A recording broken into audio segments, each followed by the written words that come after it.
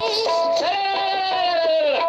Holy का त्योहार, उड़े रंग की बौछार, तू है नार नखरेदार मतवा। नमस्कार मंडळी, सर्वांना होळीच्या हार्दिक शुभेच्छा। आज आपण बनवणार आहोत रंगबिरंगी टेस्टी असे दहीवडे। दहीवडे बनवण्यासाठी मी पाव किलो उडदाची डाळ घेतलेली आहे। ती 2 पाण्याने स्वच्छ धुवून घेतली आणि स्वच्छ पाणी घालून 2 तास भिजत ठेवायची।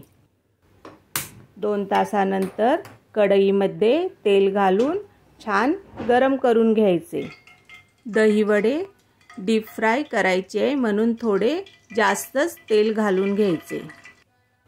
उडदाची डाळ भिजण्यासाठी 2 तास पुरेसे आहेत। आता डाळ भिजली आहे, ती मिक्सरच्या भांड्यामध्ये काढून घ्यायची आणि त्यामध्ये चवीपुरते मीठ घालून घ्यायचे आणि डाळ थोडी जाडसरच वाटून घ्यायची। डाळ वाटताना डाळीमध्ये लागेल असे थोडेसे पाणी घालायचे, जास्त पाणी घालायचे नाही, थोडेसे पाणी घालायचे। थोडे थोडे पाणी घालून जाडसर अशी डाळ वाटून घ्यायची आणि हाताला पाणी लावून छान गरम झालेल्या तेलामध्ये दहीवडे सोडून घ्यायचे। तुम्हाला पाहिजे त्या आकाराचे तुम्ही दहीवडे करू शकता। मी थोडे छोटे दहीवडे करणार आहे, म्हणजे ते छान दिसतात आणि खायला पण सोपे जातात। डाळ छान भिजल्यामुळे आपले दहीवडे सोडा किंवा बेकिंग पावडर न टाकता पण छान टम्मग फुगले आहेत। तुम्हाला कसे वाटतात हे कमेंट करून सांगा आणि तुम्ही कशा पद्धतीचे दहीवडे करता हे पण कमेंट करून सांगा। बघा किती छान गोल दिसतायत दहीवडे, दिसतायत की नाही। आता आपण हिरवी चटणी वाटणार आहोत। त्यासाठी आपल्याला कोथिंबीर, मिरची, लसूण, थोडे आले आणि जिरं घालून छान बारीक अशी आपण पेस्ट करून घेणार आहोत। वाटून झालेली हिरवी चटणी, आंब्याचा क्रश, गुलाबाचं सिरप, स्ट्रॉबेरी क्रश आणि चॉकलेट, मेल्ट केलेले चॉकलेट आहे। आता एका वाट्यांमध्ये पाणी घालून घ्यायचे।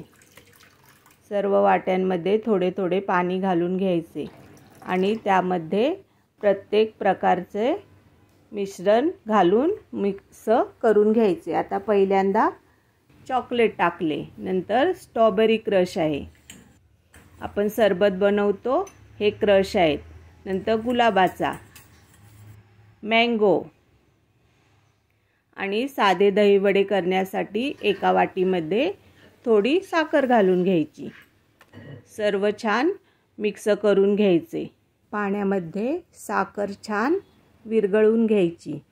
सर्व सिरप तयार झाले आहे। आता त्यामध्ये तळून घेतलेले वडे घालून घ्यायचे, म्हणजे ते छान मऊ होतात। उरलेल्या वड्यांमध्ये विरघळलेल्या साखरेचे सिरप घालून घ्यायचे आणि सर्व छान हलवून घ्यायचे। आता दह्यामध्ये थोडी साखर घालून घेणार आहोत। सिरपमध्ये साखर असते म्हणून दह्यामध्ये थोडीच घातली आहे। तुम्हाला जास्त गोड आवडत असेल तर तुम्ही जास्त घालू शकता। आणि रवीने दही छान घुसळून घ्यायचे। दही रवीनेच घुसळायचे म्हणजे पातळ होत नाही। मिक्सरमध्ये फिरवले तर दही पातळ होते। आता वड्यांमधले सगळे पाणी निथळून काढलेले आहे। आता आपण वेगवेगळ्या प्रकारचे दहीवडे करून घेणार आहोत। पहिल्यांदा आंब्याचे करणार आहोत। आता आंब्याचा क्रश एका भांड्यामध्ये थोडे दही काढून घेऊन त्यात मिक्स करून घ्यायचा। क्रश छान मिक्स करून घ्यायचा। दह्यामध्ये क्रश छान मिक्स करून झालेला आहे। आता भिजत घातलेल्या आंब्याच्या सिरपमधले वडे छान पाणी निथळून दुसऱ्या भांड्यामध्ये काढून घ्यायचे। वड्यामधले सर्व पाणी चांगले निथळून काढायचे आणि दह्यामध्ये मिक्स करून घेतलेला मँगो क्रश त्यामध्ये ओतून घेतला आहे।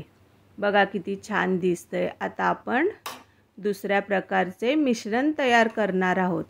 यामध्ये घातलाय गुलाब सिरप म्हणजे छान असा गुलाबी कलर येईल। सर्व मिश्रण छान मिक्स करून घ्यायचे आणि पुन्हा तेच दही वड्यातले सर्व पाणी काढून टाकून